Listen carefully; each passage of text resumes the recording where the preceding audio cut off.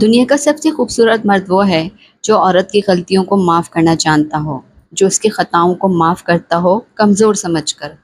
اور خوبصورت مرد وہ ہے جو عورت کو بن مانگے محبت اور عزت دے، اس کو مانگنی نہ پڑے، عورت کو اپنے مزاج کی آگ سے جلا کر وہ راکھ نہ کر دے، اسے اچھے طریقے سے استعمال کرے۔ آپ کبھی اپنی ماں کو ذلیل کریں گے یا کبھی اسے اس طرح پریشان کریں گے کہ وہ زج ہو جائے؟ کیونکہ آپ کو پتہ ہے کہ وہ آپ کی ماں ہے، آپ ایسا ہرگز نہیں کریں گے۔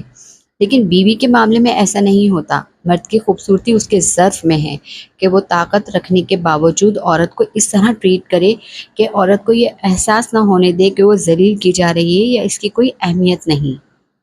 ایک خوبصورت مرد غصے میں بھی عورت کی عزت کو قائم رکھتا ہے، اسے ذلیل نہیں کرتا۔ اختلافات کے باوجود وہ عورت کو سنبھالتا ہے۔